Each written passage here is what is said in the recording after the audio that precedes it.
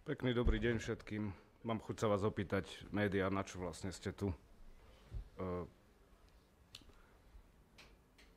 Psi brešú, karavana ide ďalej a koaliční partneri ma zastavujú a pýtajú sa, že prečo ešte stále pokračujeme v tejto téme, už chceme mať pokoj svatý. Už nechceme počúvať veci, ktoré sa týkajú nás samých. Takže dookola počúvame v médiách aj od koaličných partnerov, že my veríme medicíne založenej na dôkazoch. Ja si ešte pamätám pána profesora Meška, ktorý mi o tom veľa rozprával a presne toho by sme sa mali držať. Kotlár rozpráva, kúpil si mikroskop, analyzuje si svoje veci a my veríme medicíne založenej na dôkazoch. Prosím vás, na základe akých dôkazov vy veríte medicíne? To by ma zaujímalo.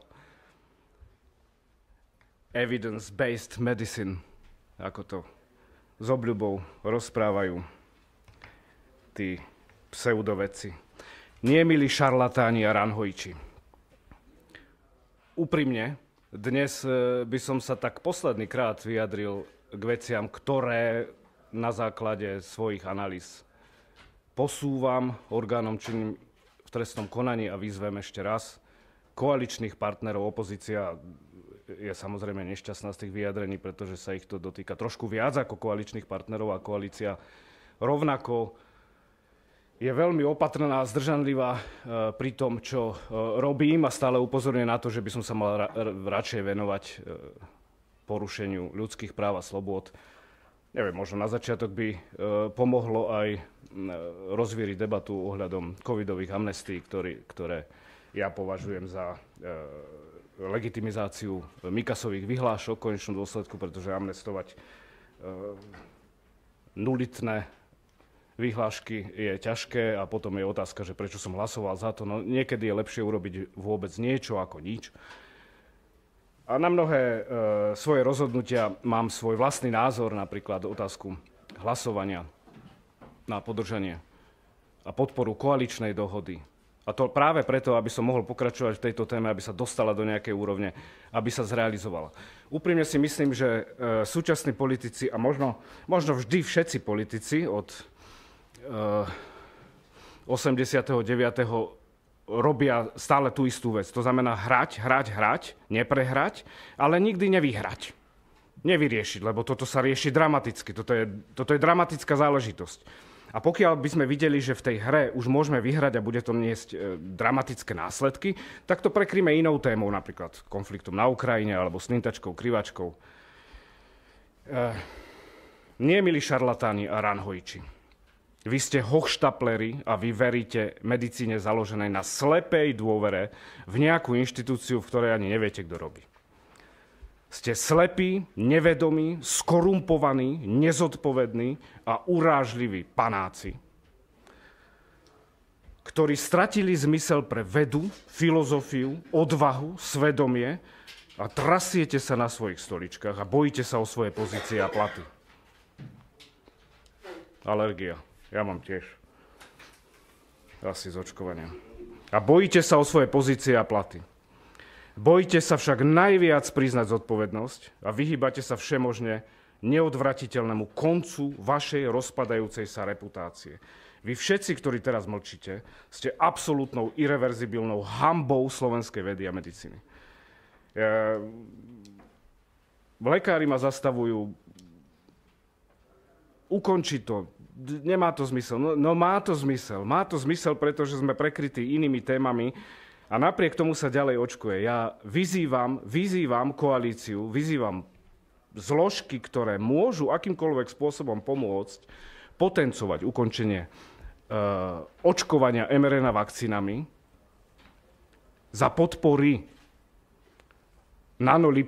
alebo nanotechnológie, pretože to má extrémne zásadný význam práve spojiť tieto dve slova, nanotechnológia a mRNA vakcína.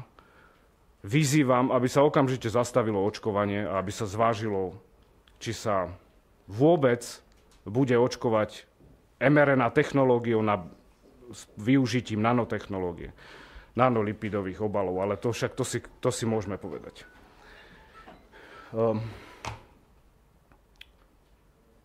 To som tu dal asi omylom, lebo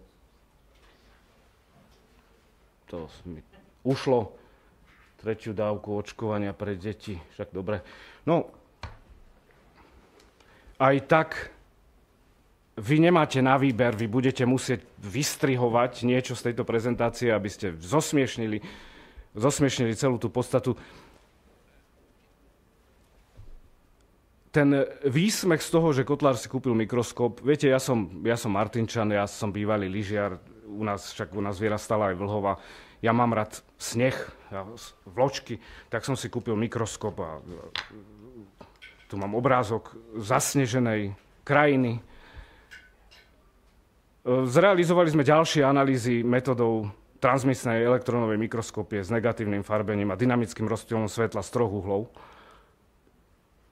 Ja viem, že teraz asi Šukla alebo Sav, alebo kto si povie, že... toto je ten môj mikroskop. Viete, toto je sajrajt, ktorý je pichnutý do našich detí. Toto, čo vidíte na obrazovke, má asi 40 000 ľudí na Slovensku. Pán Kotlár, nestrašte, prosím, ľudí. Koaliční poslanci mi dokonca hovoria, nestrašte, už dosť. No ja budem strašiť dovtedy, kým sa to nestiahne z trhu. Kto má takýto obrázok? Evidence-based medicine. Povedzte mi, kto má väčší dôkaz ako ja? Toto je môj obrázok. Toto je obrázok vládneho splnomocnenca. Ja som majiteľom tohto obrázku. A povedzte mi, kto na Slovensku urobil vôbec nejaký takýto obrázok? Kto? Nikto. A viete prečo? Lebo nikto to nevie. Oni vedia, že ja som ortoped, že ma chcú nachytať na niektorých veciach, ale ja vám teraz poviem dneska niektoré veci. Vás hrubo zavádzajú, tí šarlatáni a ranhojiči sú absolútnou hanbou, výsmechom vedy a medicíny. Všetci. Sabaka, Klempa, všetci. Všetci, ktorí sa na tom podieľajú, nie je možné, aby tí ľudia sedeli na tých istých stoličkách. Otázka je, na čo nám je Šukl? Ten teraz bude zúriť a byť sa, syčať a prskať, aj Savka, aj Univerzita Komenského. Moja alma mater bude hovoriť o tom, zastavte toho Kotlára. Vy tragédii, okamžite zastavte toto sneženie. Toto majú pichnuté decká našej populácii. Niekto vám uveril, niekto podpisoval absolútne nelegitímny informovaný súhlas, ktorý dokonca v Žiline bol informovaný súhlas, že podávame vám atenuovaný vírus. Takého človeka treba zavrieť hneď. Jasné, doktori sa rozčulujú. Ako to teraz vyzerá, aké meno budeme mať, ako budeme mať reputáciu, veda, lekári, medicína. Ja mám rozpracovaných toľko tém, ako napríklad tému Remdesivir, alebo saturácia kyslíkom na iskách. Ku všetkému sa môžeme dostať. Všetko môžeme riešiť. Ale momentálne riešme protiústavnosť, ktorá sa tu pácha. Pokračujeme v páchaní trestnej činnosti, aplikujeme mRNA vakcíny na báze nanotechnológie a sme spoluviníci za to, že páchame trestnú činnosť. Viete, čo je vôbec na tomto obrázku? Niekto. Savka, Šukl, Klempa, Sabaka, Čekan, Vysolajský. Čo sú tie pláty? Lebo Kotlár si kúpil mikroskop.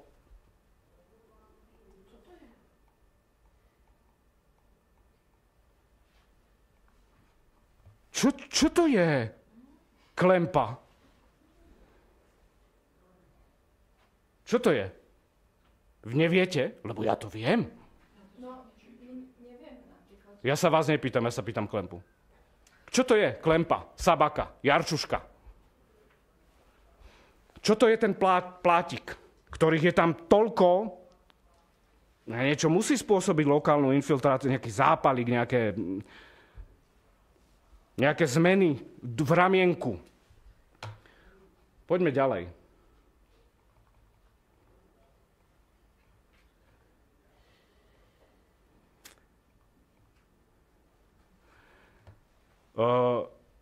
Neuveriteľným spôsobom klamú ľudí. Občania Slovenskej republiky, ja vás prosím, na konci by mala byť mailová adresa, chránená samozrejme, mimo orgánov štátu, kde sa mi budete hlásiť a pomôžete mi a ja pomôžem vám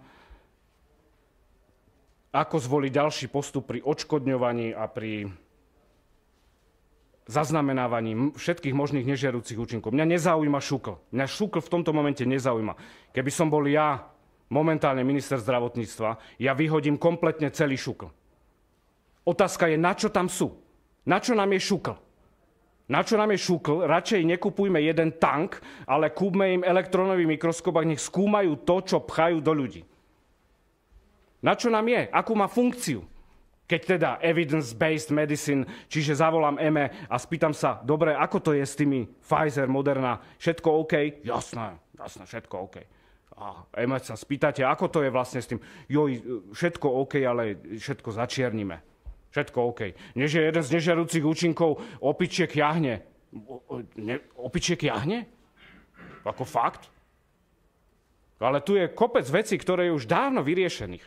Patológom sa asi dostanem niekedy inokedy, pretože imunohistochemické metódy, ktoré by mali byť použité na odlíšenie spike proteínu, ktorý sa tvorí po aplikácii mRNA vakcíny a znázornenie alebo zafarbenie nukleokapsidového proteínu vírusu, aby sa odlišilo, že nejde o ochorenie COVID, hej, ale ide o následok očkovania. To už je dávno známe. To všetko vieme. Totálne klamu od rána do večera, klamu a zavádzajú verejnosť. A koalícia sa na tom podieľa. Absolútne. Ide o to, že teraz sa založila nejaká komisia ministrom zdravotníctva. OK. On vyzerá, že je fajn, akože niektoré veci rozumie, však niečo sa posunulo.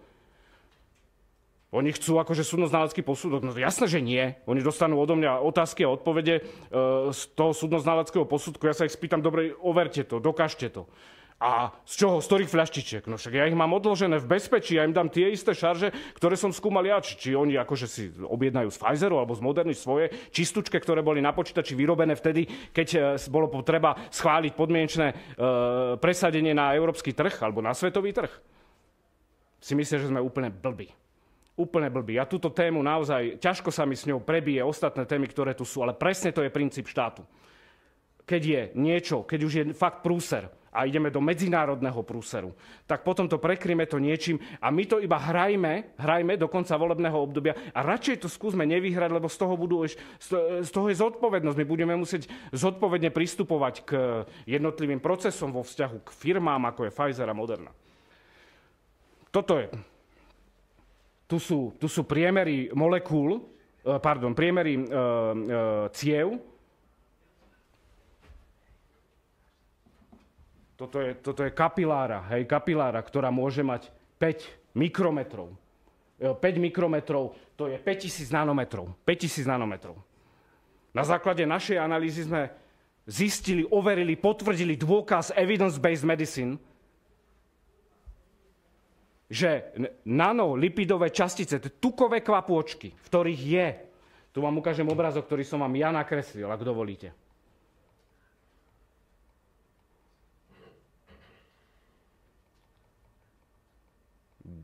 A tu sme.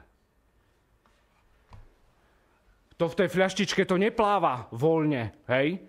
Ako trepú mnohé denníky a mnohé médiá, trepú. Však my koľko DNA my zjeme v mäsku. To nepláva voľne v tej tekutine, tam ako vidíte tie reťazce RNA a dvojreťazec DNA. To nepláva voľne.